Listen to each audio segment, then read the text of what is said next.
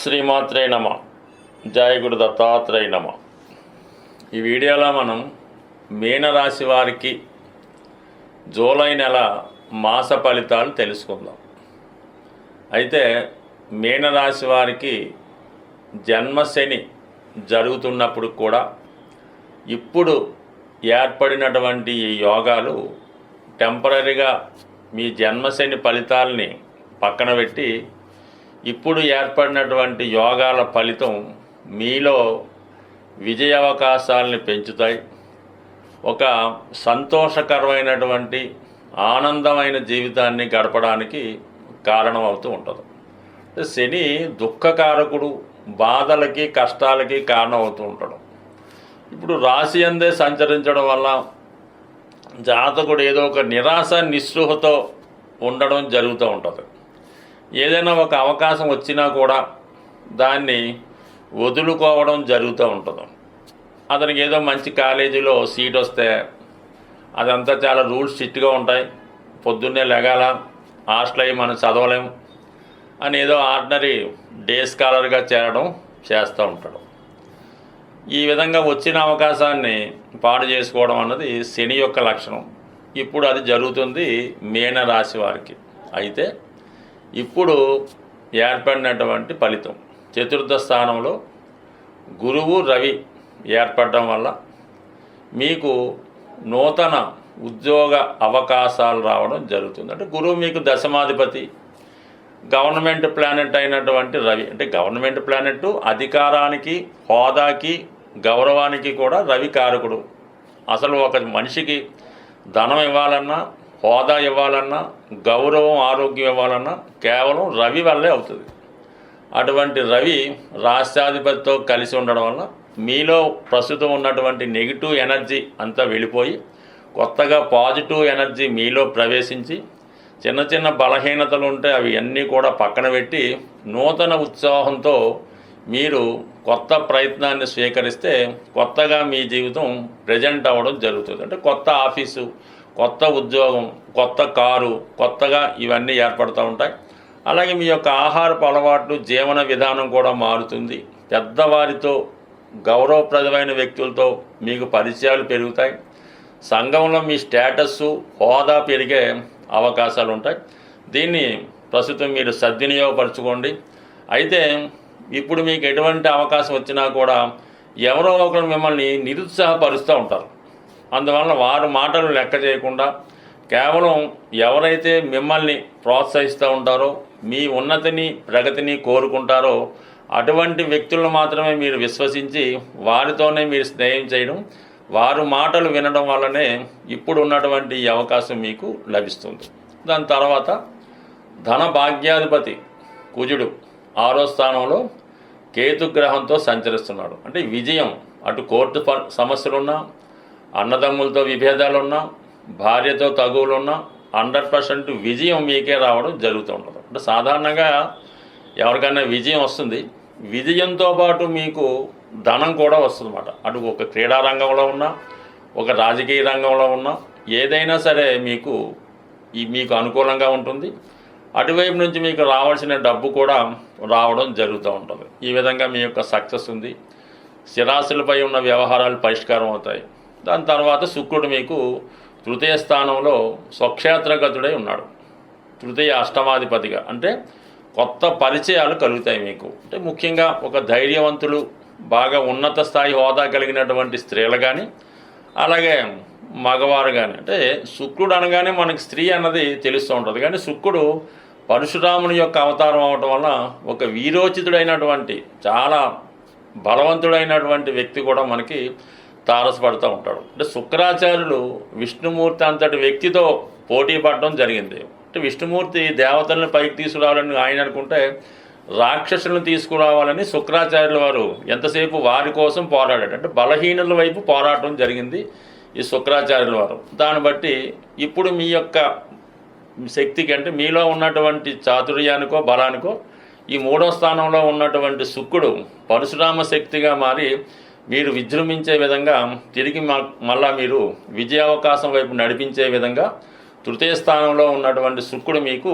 అవకాశాన్ని ఇవ్వడం జరుగుతుంది. అంటే దీన్ని బట్టి ఏమవుతుందంటే మీరు గతంలో పోగొట్టుకున్నటువంటి పదవి కానీ, రాజ్యం కానీ, ఇల్లు కానీ, హోదా కానీ తిరిగి పొందడానికి అవకాశం అయితే ఉన్నది. అంటే మీలో ఉన్నటువంటి రాశిలో ఉన్నటువంటి శని భగవాన్ని దాన్ని మీరు ఒక శక్తిగా మార్చుకోవాల్సి ఉంటుంది. అది బద్ధకంగా ఉన్నది. ఇప్పుడు దాన్ని ఒక శక్తిగా మార్చుకోవాలంటే ఉదయమే లేగడం, క్రమశిక్షణగా వినడం, టైం టు టైం మీరు పనులు ఫాలో అవ్వడం, ఎప్పుడు పని అప్పుడు పూర్తి చేయడం, ఇవన్నీ చేయడం వల్ల శని మీకు పాజిటివ్గా మారి మీరు ఒక నాయకుడిగా, ఒక లీడర్గా తయారయ్యే శక్తి మీలో రావడం జరుగుతూ ఉంటుంది. ఏదన్నా అది మిమ్మల్ని మీరు మోటివేట్ చేసుకుంటూ మిమ్మల్ని మీరు మార్చుకుంటే మిగతా గ్రహాలన్నీ కూడా సహకరిస్తూ ఉంటాయి. ఎప్పుడన్నా లగ్నం బలంగా ఉంటేనే మిగతా గ్రహాల శక్తి మనకి లభిస్తూ ఉంటుంది. కాబట్టి కంపల్సరీగా మిమ్మల్ని మీరు సంస్కరించుకుంటే మిగతా గ్రహాలు మీకు సహకరిస్తాయి.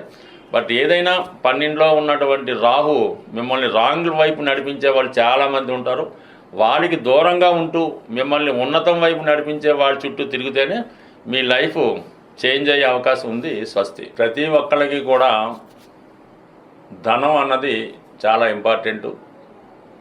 ఆ ధనం ప్రతి వాళ్ళు సంపాదిస్తూ ఉంటారు. అయితే వచ్చిన ఆదాయం కన్నా ఎక్కువ ఖర్చు అవ్వడం వల్ల రుణగ్రస్తులు అవ్వడం జరుగుతూ ఉంటుంది. ఆ కారణం వల్ల చాలామంది ఆర్థిక పరమైన ఇబ్బందులు కలుగుతూ ఉంటాయి.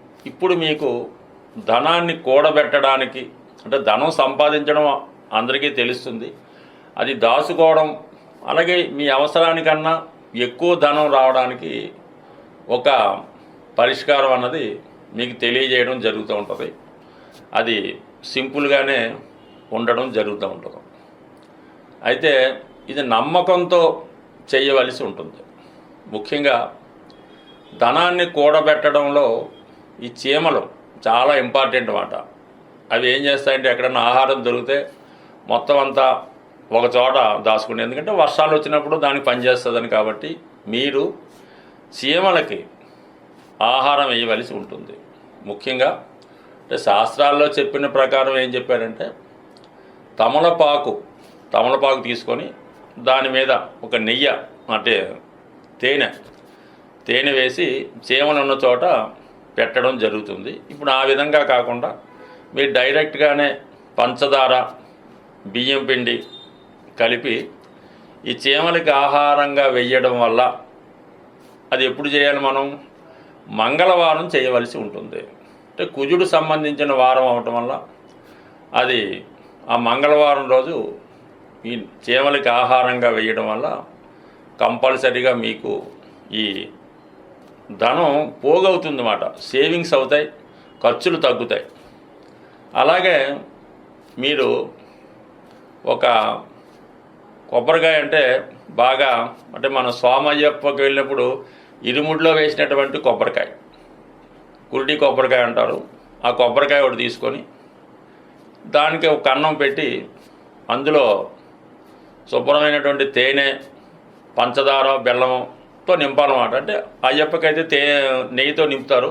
అలా కాకుండా ఇది స్వీట్తో నింపి దాన్ని పశ్చిమ దిక్కున, పశ్చిమం అంటే సౌత్ సైడు, అది ఎక్కడన్నా ఒక నిర్జల ప్రదేశంలో మీకు సౌత్ సైడు చక్కగా ఒక గొయ్యి తీసి మరీ లోతుగా కాకుండా అందులో కప్పెట్టవలసి ఉంటుంది అన్నమాట. దానివల్ల కూడా అది తర్వాత చీమలకి ఆహారంగా మారడం జరుగుతూ ఉంటుంది. సో ఈ 2 కార్యక్రమాలు చేయటం అంటే చాలా వరకు ఇది కష్టంగానే అనిపిస్తూ ఉంటుంది. శుక్రవారం ఉదయం 6 గంటల నుంచి సూర్యోదయం దగ్గర నుంచి మర్నాడు శనివారం సూర్యోదయం వరకు కూడా ఎటువంటి ధనం కూడా, అంటే డబ్బులు, రూపాయలు, బంగారం, ఈ వస్తువులు కూడా మీ నుంచి బయటికి వెళ్ళకూడదు. అంతా కూడా ముందు రోజే అడ్జస్ట్ చేసుకోవాలి. ఎవరికి ఇవ్వాల్సినా కూడా శుక్రవారం అన్నది పేమెంట్స్ బంద్. మళ్ళీ శనివారం మాత్రమే ఇది స్టార్ట్ అవుతుంది.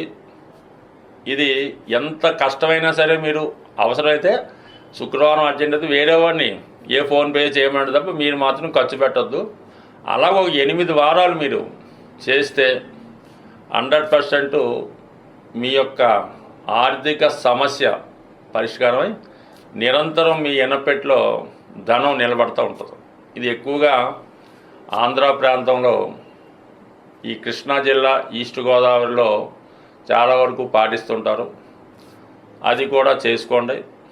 దాని తర్వాత ఏంటంటే వీలైతే శుక్రవారం రోజు కనకదార స్తోత్ర పారాయణ, లక్ష్మీ అష్టోత్తరం, శ్రీ సూక్తం చదవడం, స్త్రీలని అంటే మీ కుటుంబంలో ఉన్నటువంటి స్త్రీలని ఏదైనా పండగలు అది వచ్చినప్పుడు ముఖ్యంగా ఆడపడుచులకి పిలిచి వాళ్ళకి ఈ చీర సారే లాంటివి పెట్టడం జరుగుతుంది.